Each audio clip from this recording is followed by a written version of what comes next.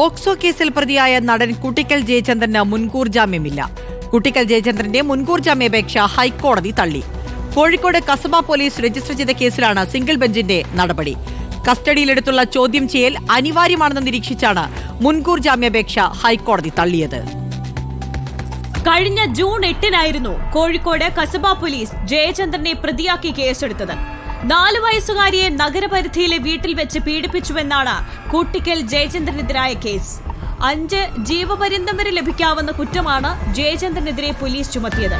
കേസിൽ മുൻകൂർ ജാമ്യം തേടി നൽകിയ അപേക്ഷ കോഴിക്കോട് അഡീഷണൽ സെഷൻസ് കോടതി നേരത്തെ തള്ളി. തുടർന്നാണ് അപ്പീലുമായി കുട്ടിക്കൽ ജയചന്ദ്രൻ ഹൈക്കോടതിയെ സമീപിച്ചത്. വ്യാജ കേസാണിതെന്നായിരുന്നു കുട്ടിക്കൽ ജയചന്ദ്രന്റെ വാദം.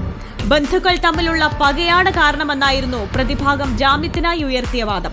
എന്നാൽ ഈ വാദങ്ങൾ ജസ്റ്റിസ് ജി ഗിരീഷ് അധ്യക്ഷനായ സിംഗിൾ ബെഞ്ച് തള്ളി.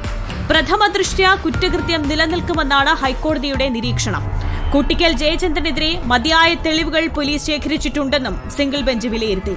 ഈ സാഹചര്യത്തിൽ കസ്റ്റഡിയിലെടുത്തുള്ള ചോദ്യം ചെയ്യൽ അനിവാര്യമാണെന്നും ഹൈക്കോടതി.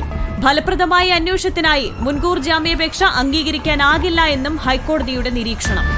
കോഴിക്കോട് ഡെപ്യൂട്ടി കമ്മീഷണറുടെയും അസിസ്റ്റന്റ് കമ്മീഷണറുടെയും നേതൃത്വത്തിലുള്ള 2 സ്ക്വാഡുകളാണ് കേസ് അന്വേഷിക്കുന്നത്.